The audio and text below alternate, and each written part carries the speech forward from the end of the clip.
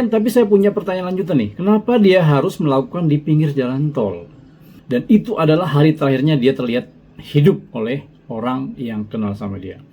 Jadi ada satu petunjuk, motor Yodi ditemukan parkir di sebuah warung dekat lokasi yang nanti bakal jadi pusat perhatian nasional.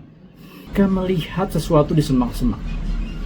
Polisi langsung gerak cepat karena kasus ini menyedot perhatian publik. Biasanya kalau viral kan pasti diproses cepat. Yodi bukan orang sembarangan, dia pekerja media, dia wartawan, jurnalis, dan media nggak akan tinggal diam dengan kondisi seperti ini.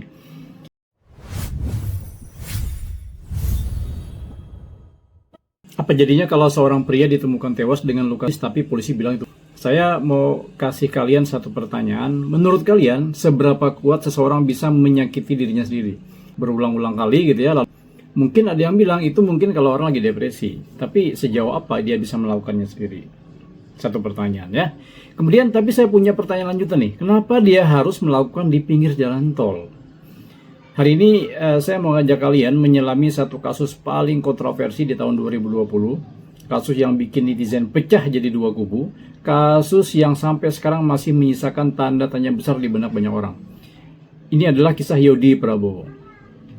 Saya kasih waktu kalian ambil posisi nyamil, ambil kopi, ambil camilan, karena cerita ini nggak sederhana yang kita bayangkan. Oke, kita mulai dari awal sekitar bulan Juli 2020, tepatnya tanggal 7 hari Selasa. Malam itu Jakarta seperti biasa macet, hiruk pikuk orang di jalanan, lampu kota yang nggak pernah mati. Yodi Prabowo usianya sekitar 26 tahun, dia bekerja sebagai editor video di Metro TV. Dia pulang kerja dari kantornya sekitar di 22-27 malam, setengah 11 ya. Dia naik motor, pamit sama rekannya dan melaju keluar dari wilayah kantor. Dan itu adalah hari terakhirnya dia terlihat hidup oleh orang yang kenal sama dia.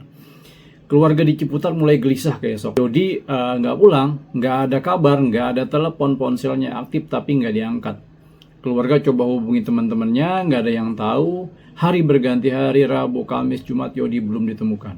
Tapi ada satu petunjuk, motor Yodi ditemukan parkir di sebuah warung dekat lokasi yang nanti bakal jadi pusat perhatian nasional. Motor itu masih utuh, teman-teman. Kuncinya masih ada, helm tergantung rapi. Tapi Yodi sendiri, hilang tanpa jejak. Nah, disinilah bagian yang bikin publik jadi heboh. Jumat, ya, 10 Juli 2020, jam setengah 12 siang atau jam 12 siang, 3 anak kecil lagi main layang-layang di pinggir tol Ulu Jami, Jakarta Selatan. Mereka melihat sesuatu di semak-semak. Terlungkup, bertiarap gitu ya. Mereka lari ketakutan, warga datang, polisi datang, dan akhirnya teridentifikasi itu Yodi Prabowo. Tapi kondisi tubuhnya gimana? Ini yang bikin semua orang langsung bertanya-tanya. Yodi ditemukan dengan tusukan di... Sekarang saya kasih kalian gambaran deh. Bayangin kalian lagi jadi penyidik nih. Kalian datang ke TKP, kalian lihat motor masih ada, dompet masih ada, ponsel masih ada, tas masih ada. Nggak ada satupun barang berharga yang hilang. Jadi bukan perampokan. Terus apa ini pembunuhan? Kalau pembunuhan biasanya pelaku bakal ninggalin jejak dong. Atau setidaknya barang-barang korban bakal diambil dong. Polisi langsung gerak cepat karena kasus ini menyedot perhatian publik. Biasanya kalau viral kan pasti diproses cepat. Yodi bukan orang sembarangan, dia pekerja media, dia wartawan, jurnalis, dan media nggak akan tinggal diam dengan kondisi seperti ini. Penyelidikan dimulai dengan intensitas tinggi. Tim lapor datang, CCTV disisir puluhan titik, saksi-saksi diperiksa, lebih dari 30 orang. Dan di sini fakta mulai bermunculan. Dari rekaman CCTV, polisi menemukan sesuatu yang bikin publik jadi terbelah. Yodi terlihat membeli pisau hardware sebelum kejadian. Dia sendirian tanpa paksaan. Dia beli lalu menyimpannya. Oke, ini bisa jadi petunjuk penting. Tapi saya nggak mau terburu-buru karena ada yang masih janggal buat saya. Coba bayangin ya, kalian tempat sepi tapi kenapa pinggir jalan tol? Kenapa bukan di rumah? Kenapa bukan di tempat yang benar-benar tersembunyi nggak dilihat orang begitu? Dan satu lagi, lukanya. Polisi bilang itu semua dilakukan sendiri. Tapi banyak orang skeptis. Mungkin kalian juga skeptis ngelihat. Apakah seseorang bisa menulis badannya sendiri berkali-kali lalu menyerang lehernya sendiri? Kondisi di jalan tol, di pinggir jalan tol, di siang hari. Bukannya orang yang depresi berat biasanya cari tempat yang benar-benar sepi. Nah, ini yang bikin Saya pribadi penasaran begitu. Oke, sekarang kita masuk ke babak yang paling krusial, ya. Polisi nggak berhenti di CCTV, oke. Mereka lakukan uji forensik pada ditemukan di bawah tubuh Yogi, dan hasilnya hanya ada DNA Yogi. Hanya DNA Yogi yang ada di DNA itu.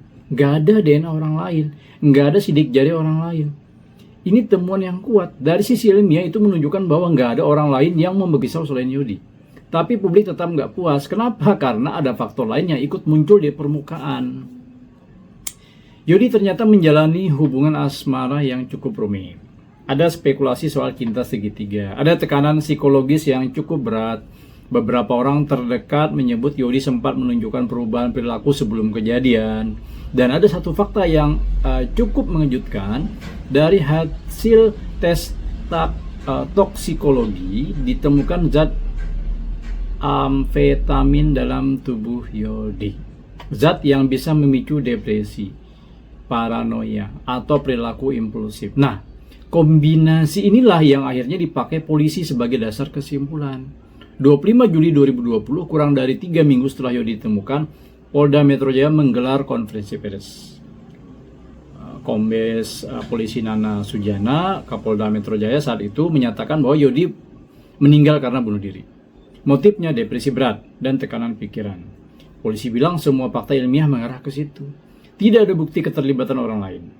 Tidak ada jejak orang lain di TKP, tidak ada orang asing di TKP, tidak ada rekaman CCTV yang menunjukkan ada yang mengikuti Yodi. Tapi reaksi publik gimana? Skeptis.